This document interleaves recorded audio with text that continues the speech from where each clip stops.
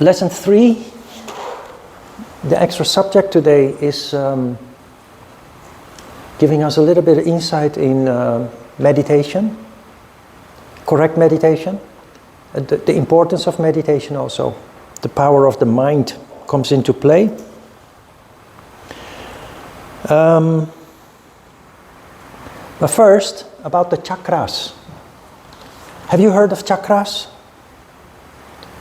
Yeah, most people have, not everybody. A chakra literally means wheel. There is an Indian restaurant chain in Seoul, Korea. It's called Chakra. Chakra means wheel.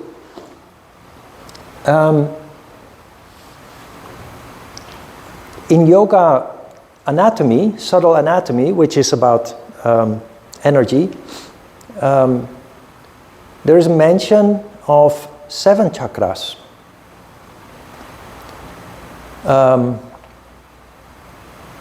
6 of those chakras seem to be within the boundaries of the physical body, and the 7th chakra is above the head. Now, from lesson 13, we will discuss all the chakras one by one in detail, but for the purpose of meditation, it's also important to understand a little bit, at least, about the 7 chakras. Now, what are chakras actually? So the word means wheel. Do they actually exist? There may be people who say, well, chakras, what is a chakra? Can you touch it for me? Or if you ask a doctor, hey doctor, I have a pain in my chakra, can you do surgery and repair my chakra? The thing with chakras is that it's all about energy. The brain is the control center of the whole body, and it controls all body functions with through the nerve system. The nerve system are like internet cables. So through the nerves, the brain gives signals to all the different body parts and functions. Those signals are energy. There's an energy pulse from the brain that goes to other parts of the body. A chakra appears at the point where there is a large number of nerves together, creating a field of energy. So,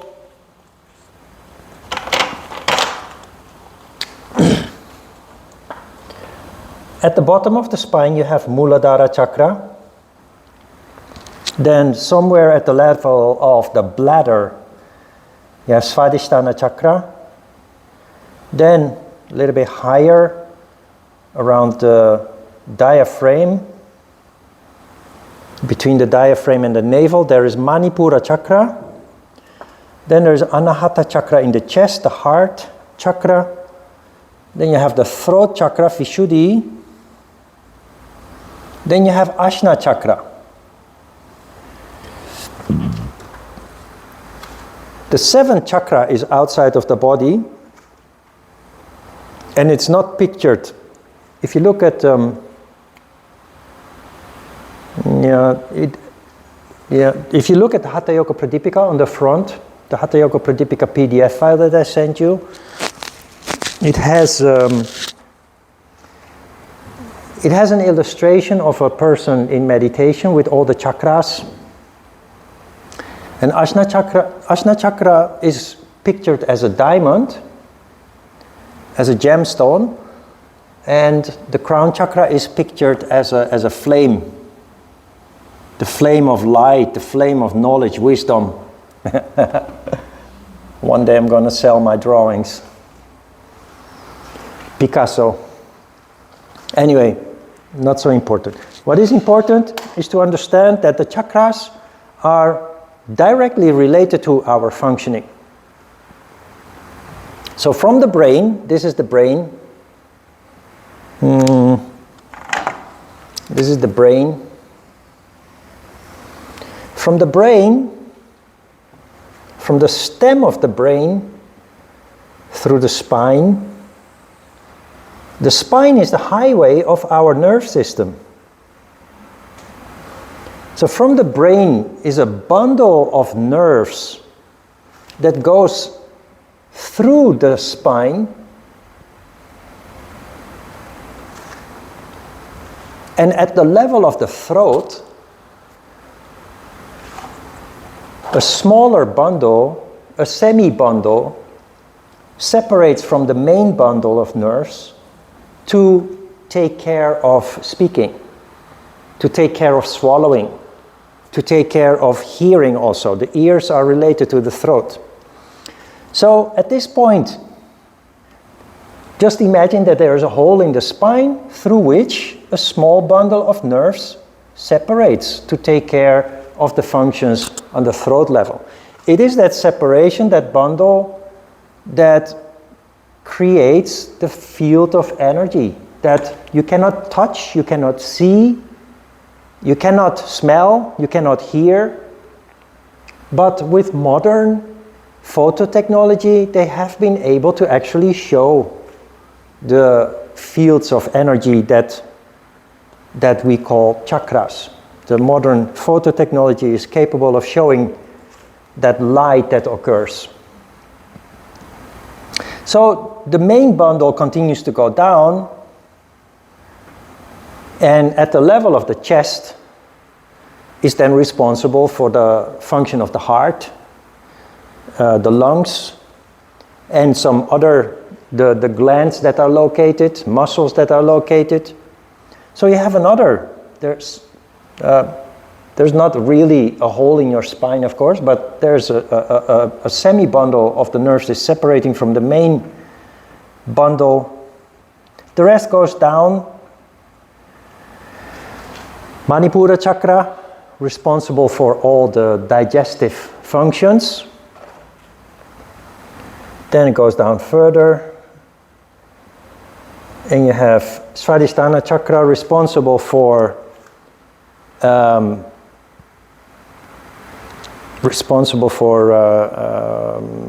the bladder, and in women it's responsible for the womb, function of the womb, and in men the prostate and the testicles. Then you have the final, the remainder of the bundle then ends in Muladhara chakra, which is responsible for sexual function and excretion, and also physical movement. So we will discuss those in detail when starting from lesson 13. But for now, it's important to understand several things. The first thing is, last week I already explained, or maybe it was during the workshop, I explained how connection of the body, the mind and the soul works. And I explained that by 3 bodies, picturing 3 bodies. You have those 3 bodies here too. There is the physical body, which is the lowest 3 chakras. The chakras below the diaphragm constitute the physical body. Actually, wait, that is not entirely true. There is a distinction though.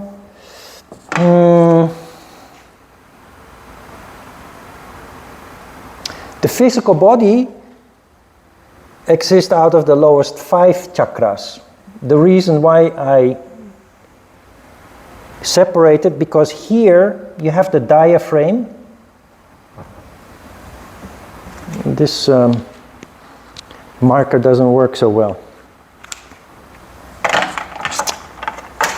The reason why I separated at the 3rd chakra from the bottom is the physical body contains the lower 5 chakras, which are all related to emotions and desires. The reason why I made the division here is because below the diaphragm are the lower emotions and desires. There's fear, there is ego, ambition, sheer emotions, anger, sadness, all below the diaphragm. And this is also where most people function generally in life. There are flashes of functioning above the diaphragm, but most people really are controlled by lower emotions and desires in daily life. When you practice yoga regularly, energy more and more goes up. And when it breaks through the diaphragm, your heart chakra becomes active, which explains why you become more sensitive. And in the first stage of your development, that increased sensitivity is often accompanied by increased emotions. Not the emotions from below the diaphragm, but because of compassion, because of empathy, because of love, but not love like sexual love, but unconditional love, care, the sense of care. So here you have the lower emotions and desires. Here you have higher emotions and desires. That's how we classify them. The mental body. So this is the physical body. The mental body is Ajna chakra, and that is the subject of today. Because this is crucial for meditation and it's crucial for our development. So you have read in the handout the anecdote about Sri Aurobindo Ghosh, who was a rebel yogi in India in the 20th century, who warned, he warned spiritual circles to stop meditating on the lower chakras. I think last week already I mentioned that we live in a world where there are actually many different kinds of meditation. There are people who Buddhists, for example, they meditate on Manipura chakra, or often the 3 chakras together, which in Korea is called danjan. I will explain that in lesson 15, I think. But the problem is, according to Sri Aurobindo Ghosh and his warning, he said, if you focus on chakras directly, meditate on chakras directly, you are strengthening emotions and desires. So he said that that's dangerous. It can lead to uncontrolled or dangerous behavior. So from old scriptures, he knew that that is not how meditation originated. Meditation starts in Ajna chakra. It starts with mind control. So he said that instead of concentrating on the heart, which happens in spiritual circles, in yoga circles, because of the unconditional love that is located there, or in Buddhist circles where they focus on danjan because of ki energy or chi energy, he said, start with Ajna chakra. If you start with Ajna chakra, you automatically stimulate all the lower chakras, but you stay in control. So even though there is increased sensitivity, increased consciousness, increased emotions, you are in control through Ajna chakra. And that is where meditation starts. So last week, when we finished our meditation, I asked, did you notice something specific? Did you hear some high-pitched sound or a ringing in your ears? That sound is called nada. And that sound is caused by the vibration of energy. So every living person has nada. Have you heard it this week? Not at all? Nobody heard it? Yeah.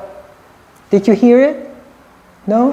I might have, but I'm not sure. People often say that. I maybe heard it, but I'm not sure. When you say that, I know that you actually heard it.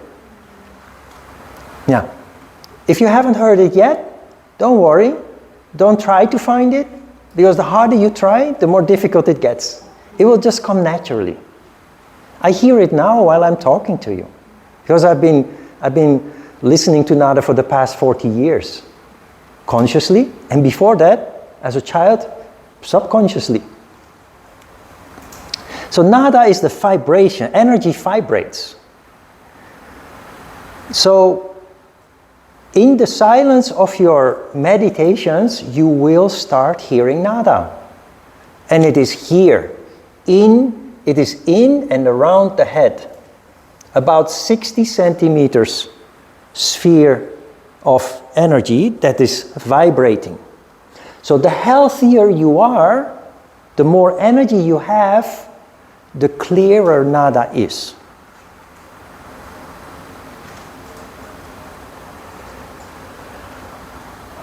Why is Nada important? Nada helps us to stay focused in Ajna chakra. All you have to do is listen to Nada.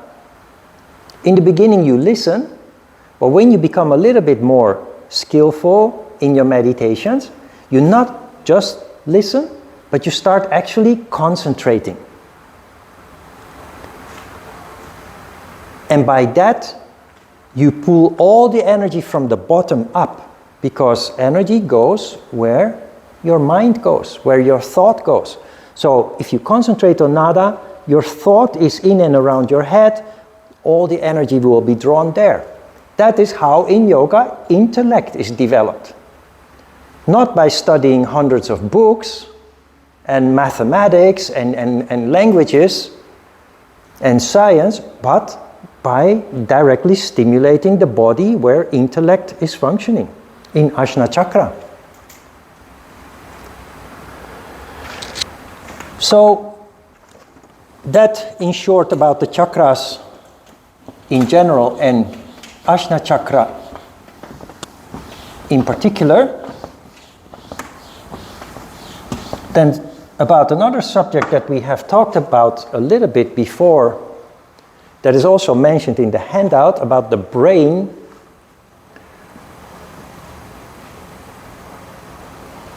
This is the brain. My brain. Maybe your brain looks a little bit different, but I'm not really a good artist making drawings on the board, but you get the point. This is the brain.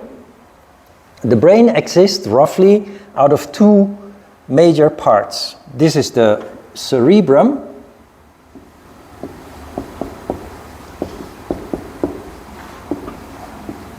which is the medical term for that part of the brain, but we call it the big lumps of the brain. Then you have a smaller part, which is called cerebellum.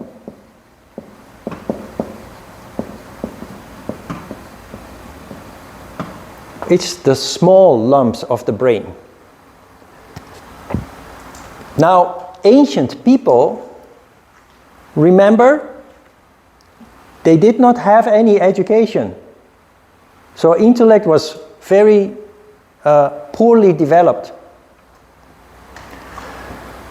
Now, energy is finite. Energy is, you have an amount of energy and that's it. And that energy can only be, if all your energy is in one place, it can't be in other places.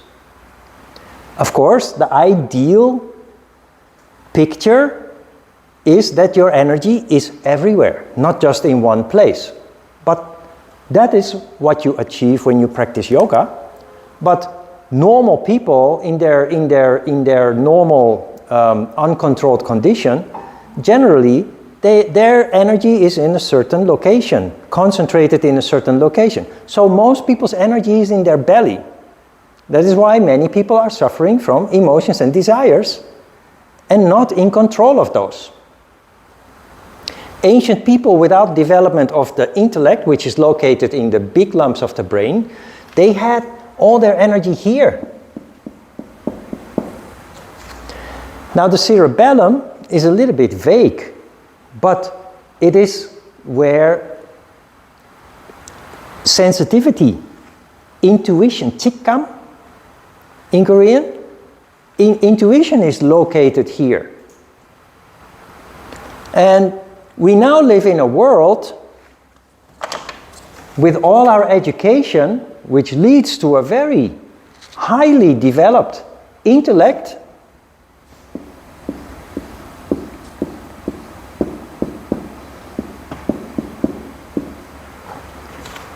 And there's no energy here anymore. That is why it is possible that you, for example, you meet people who are highly educated, but when you talk with them, you miss common sense.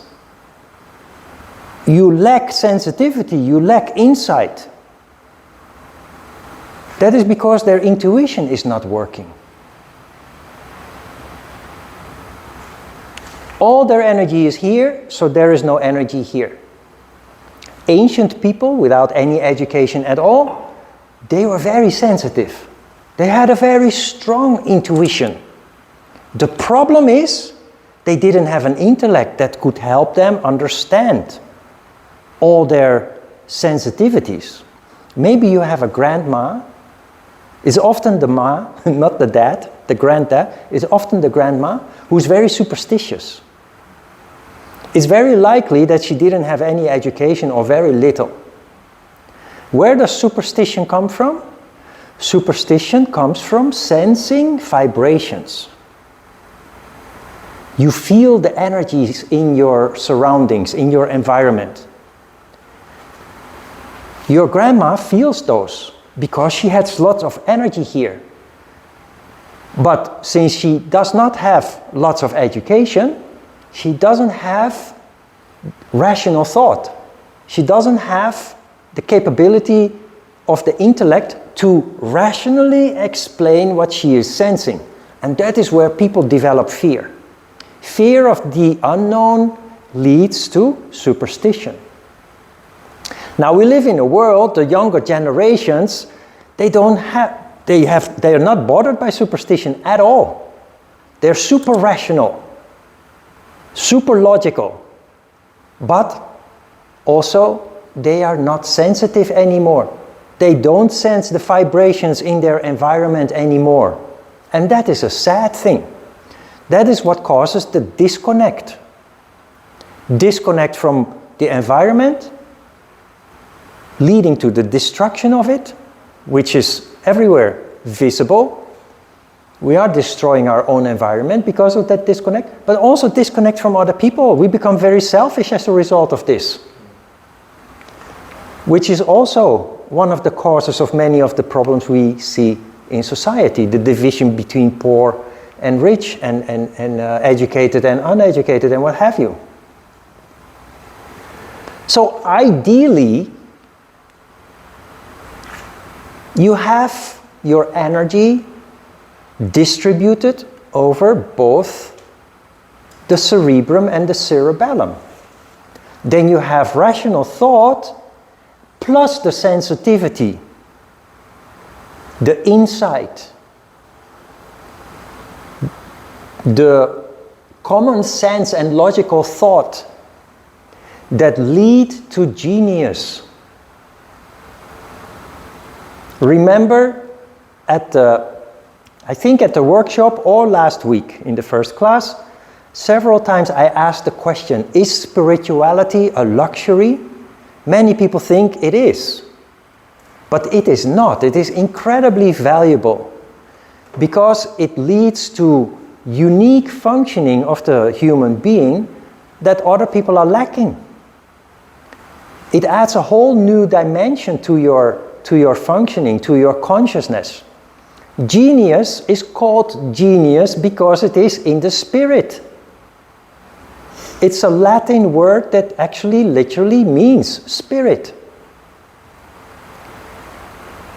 And when you understand how this works, and you look at the geniuses from our history, the biggest one is of course Einstein, but you have these, Leonardo da Vinci is also one of those. Those were people with great vision. Those were people with insights that from Einstein, there are still, many of the things that he put out there are understood now, but there are still things that scientists are studying that they try to understand, that they don't fully understand what he meant with that. If you look at their personality, you see that they were actually very spiritual people. Not because they went to church or because they did yoga, but just because their natural disposition was so. You see that in quirky behavior or eccentric behavior, often childish behavior, because spiritual people often are very childish. Sound negative, but I mean childlike. Look at the Dalai Lama. He's a big child. He's a little child in a big body. Desmond Tutu, Bishop Desmond Tutu, who unfortunately died recently, those two are big friends. And when they are together, they are giggling like little children. They are 80 years old. They're giggling and pranking each other, joking and fooling around. And when they're with children, they just start to dance with the children and acting crazy. That shows real spirituality.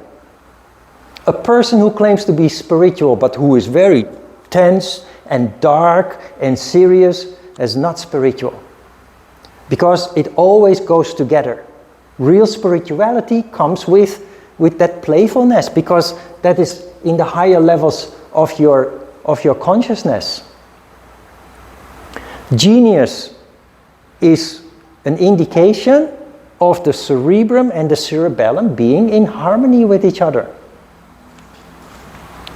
So, yoga, real yoga, would be very beneficial if it was part of all educational programs. Every school, in fact, should have yoga in their program, because it just improves the intellectual capacities of all the students.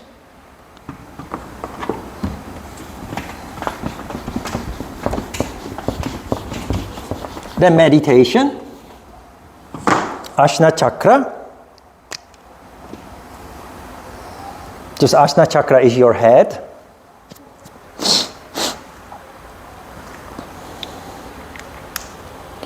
How do you meditate? Meditation is very simple. Very simple. Nothing complicated about it. But simple does not mean easy.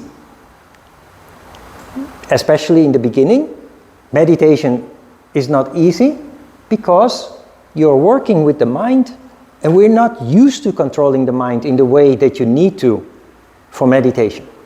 That is why we started not with meditation, we started simply observing.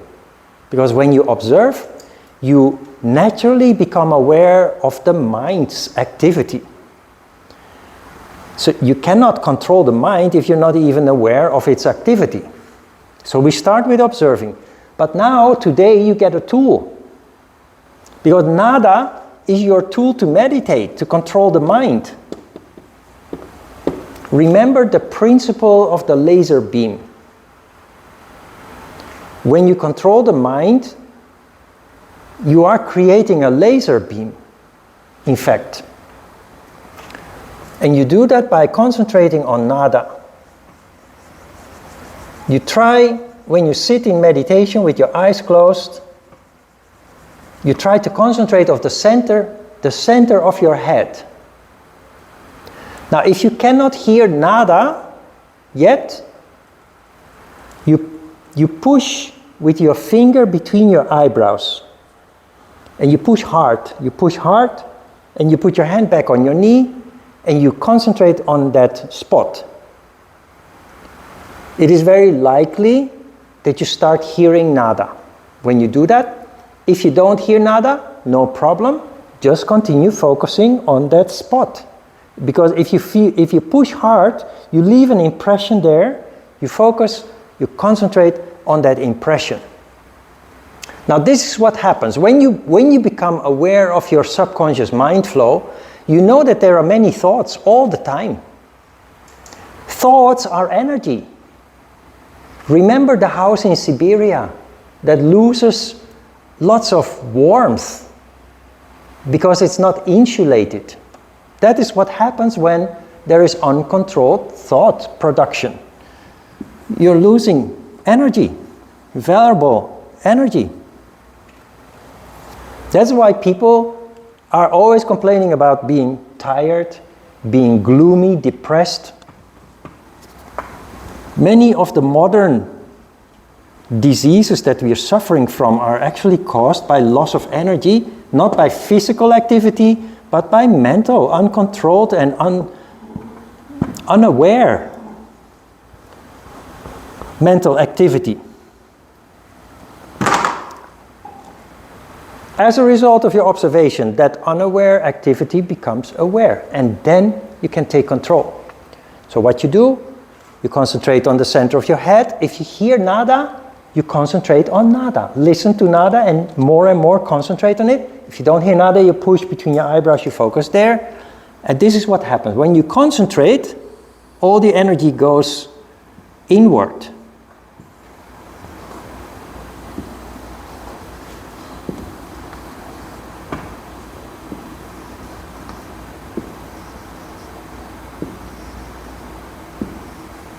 All the energy goes inward. But you will notice very quickly, while you are concentrating on nada or the point between your eyebrows, there is a thought. But before, you were not aware of the thought, but now you notice the thought. There is a thought that is not about nada. It's about your work, or about your family, or about shopping, or about what you're going to eat tonight, but it's not about nada. So concentration meditation means one thought, nada. As soon as you step out of that boundary, you have to correct your thought process. So the moment that you are conscious of that thought that is not nada, you then say to yourself, hey, I'm not supposed to go there, so let's stop thinking in that direction and go back to nada. And this is where mind control starts. Surely within 5 seconds, 10 seconds, 15 seconds, surely there's going to be another thought.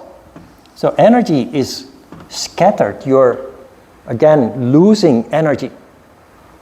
The moment that you are aware of the thought occurring, you repeat the process. And this is what you do. This is where meditation starts. This is where mind control starts. And just like with the physical body, if you exercise only once, you don't really change your condition. But if you exercise regularly, your condition improves. Every person who has done exercise in their lives know that if you exercise regularly, you have a certain condition. If you stop for a week, that condition is diminishing. It's the same with the mind. If you meditate one time, meditation will be difficult and it will not be very effective. It's still good to do it. It will still have some benefit. But if you subject yourself to regular practice, just like with the body, your mind will be conditioned. And as a result of that, you will become more conscious of the distractions more quickly. But also, your mind will become calmer as a result. There will be less subconscious thought flows. So in the beginning, it's very busy and ragged and what have you. But if you practice relatively regularly, your mind becomes conditioned and it will become calmer and calmer. And that is where meditation occurs. Meditation exists out of 3 steps. The first one is Dharana, which is the title of the handout, I think.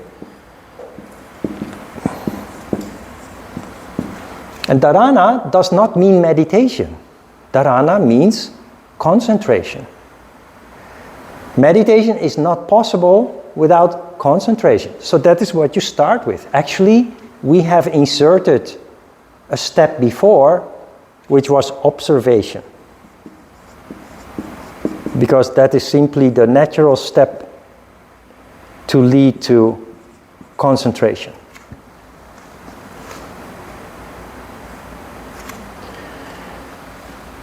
When you become more and more focused, you naturally enter into a state of mind that is called dhyana. And dhyana is what is actual meditation. Now, Patanjali qualifies actual meditation as 17 seconds of total thoughtlessness repetitively. So if you sit for an hour to meditate, it is real meditation if during that hour you have repetitive moments of 17 seconds of thoughtlessness. That is just a technicality. It's really not so important. But people will ask, what is actual meditation? Well, this is how Patanjali qualifies actual meditation. Then you think 17 seconds, that is not so much. Or I think it's even 30 seconds maybe. But you will see, it's really not that easy to tame the mind and be totally quiet. And this is also important to know because there are many fake yoga teachers who say meditation is not meditation if you're not completely thoughtless. I've had teachers like that who said, you must be completely thoughtless, completely. Otherwise you're a failure. And the problem with this is, you always think that you're a failure, because the reality is nobody can be totally thoughtless.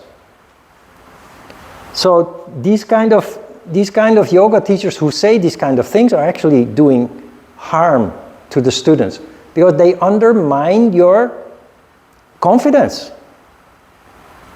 13 seconds is enough. 13 or 17 seconds of thoughtlessness and then repetitively. That is what is meditation. So when you meditate and you have some thoughts, you're not a failure. Keep that in mind. Remember that. What is important is what you feel. And you will feel that it will deeply affect you, even though you have thoughts. Now, when you go through this evolution of the mind, if your meditations become longer, dhyana will turn into a total fusion of the intellect and the intuition, the two lumps of the brain. Then you enter into the condition that genius starts to do its work. That is where Einstein had his amazingly deep insights. That is called samadhi. Now with samadhi also, there are many yoga teachers who will say samadhi, that is only for special people, nobody can achieve that, and they will tell you that samadhi is very complicated and very difficult. No, it's not.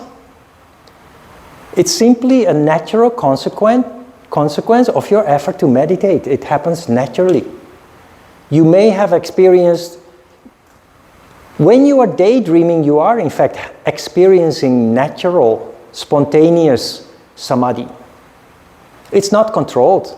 Technically you can't call it samadhi, but remember how it feels when you are daydreaming. It feels wonderful.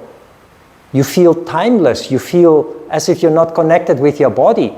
And most importantly, you have very deep insights during those moments of daydreaming. It is where you get your answers to complicated problems. So with yoga, you turn that into a controlled condition. By practicing yoga and doing it correctly, you will become a contemplative person, which will benefit you enormously in your life in general. Anything that you do is affected by this. All right, questions about this?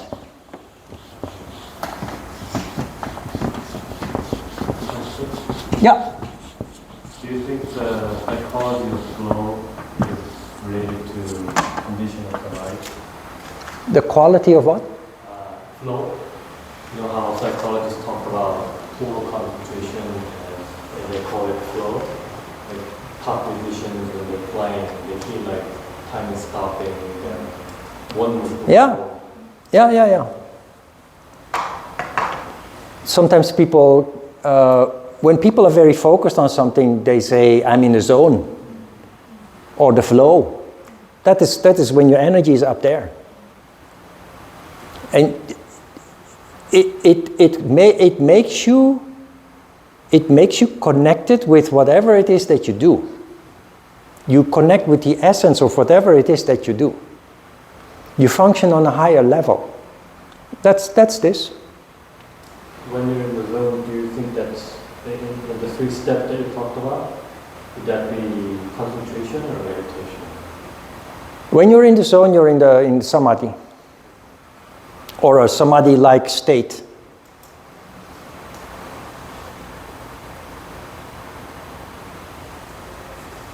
Look, when we talk about yoga, everything seems to be compartmentalized. So we talk about 3 stages, but it is not separated like that. It is a fluent process. But it's not possible to explain that fluent process unless you dissect it into chunks that you can explain.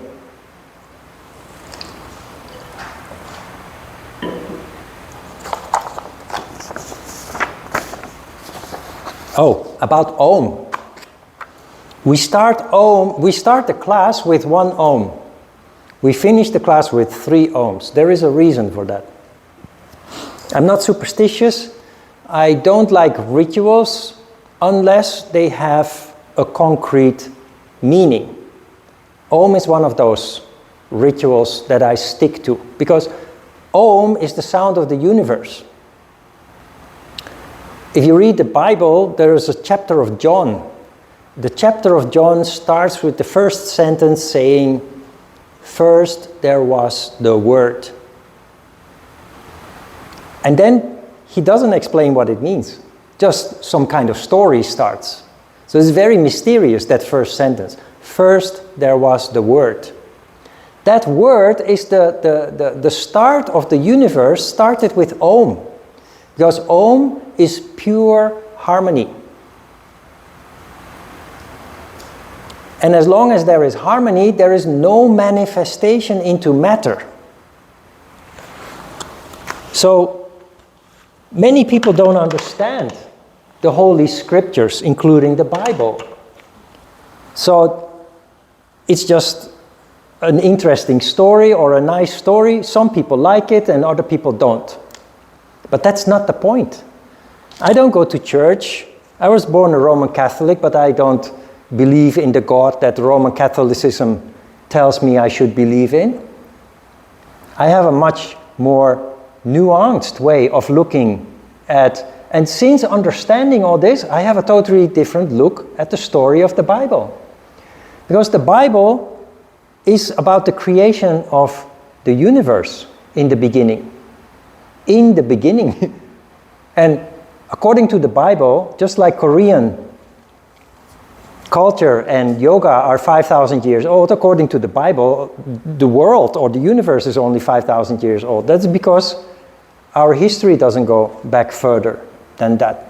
But behind the symbolism, this is the story. Harmony, or Om, is energy that's completely harmonious, that is not disturbed or disrupted. The Bible then talks about Adam and Eve falling from paradise because of desire. And the suggestion is that in the Garden of Eden, they had sex with each other, they sinned, they committed sin, and so they were doomed, they fell from paradise. A very negative story, actually. But it is a symbolical story. Adam and Eve are yin and yang, or Shiva and Shakti. It's about energy. Yin and yang, or Shiva and Shakti, are in harmony, so there is Om. That is the condition of paradise. Paradise is a condition, not a location. It's not behind the clouds. We will talk about also when we talk about the chakras. But desire is not sex. Desire is any kind of disruption in the harmony. There is a desire, we call that a vasana, that disturbs the harmony. Any feeling, any thought, the slightest disruption is in fact a vasana, a desire in the holy books. The harmony is disturbed and energy starts to undulate. This is where vibration comes from. This is where pure energy, this is pure energy. This is where pure energy slowly starts to condense. And where does it go? It goes down. The fall from paradise, the fall from paradise. It starts to go down, and while it condenses, energy becomes gas. And when it more and more condenses, gas becomes liquid. And then when it more and more condenses, the undulations become bigger and bigger, it flips over.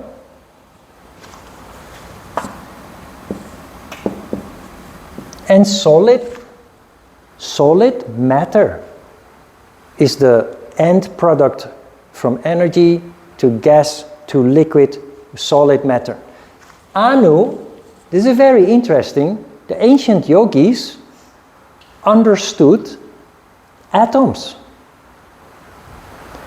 You can't, without sophisticated technology that we have these days, you can't see it, you can't feel it, touch it, but they understood that matter exists out of things we can't see. Anu is atom. Solid matter exists out of atoms. So this is the fall from paradise. We all fell from paradise because we all ended up in solid matter. This is not only the universe or the creation of the universe, the Big Bang starting with a vasana, with a desire.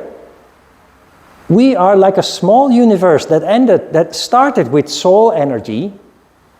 As long as your soul is in total harmony, you don't manifest into a physical body. We will talk about this later in more detail. It explains why there are baby booms, and it explains why there are graying societies, like Korean and Japanese society, and more and more societies become graying societies. It's all explained based on how this works. We are all fallen from paradise. We are not in this condition anymore. We have manifested. Our body exists out of gas, liquid, and solid matter. So this is how stories from an ancient past that were written in symbolical language, this is how they come to life.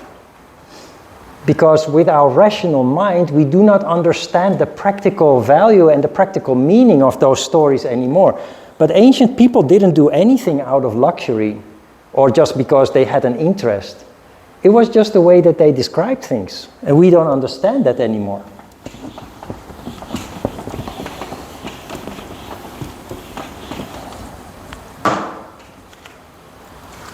A person who is in peace doesn't think much, doesn't do much, you just exist. And you feel good and you feel happy and you feel at peace. A person who is very disturbed, so lots of waves, is always busy. You always have to do something, and very often it leads to mistakes and it leads to clashes and conflicts and what have you. That is the nature of life. You recognize that? Because when you're in peace, you do nothing. Just like a cat that is sleeping. But when you're hungry, you start to move. But moreover, when you are in mental anguish, you lose your job, or you fight with your partner or your parents, or when things happen, we become busy, we become frantic, very disruptive. That is why everybody wants peace, which is Om. Om is peace, is Amen, is Amin. The ancient people knew this very well. We have lost this meaning. And yet we all want it, we all need it.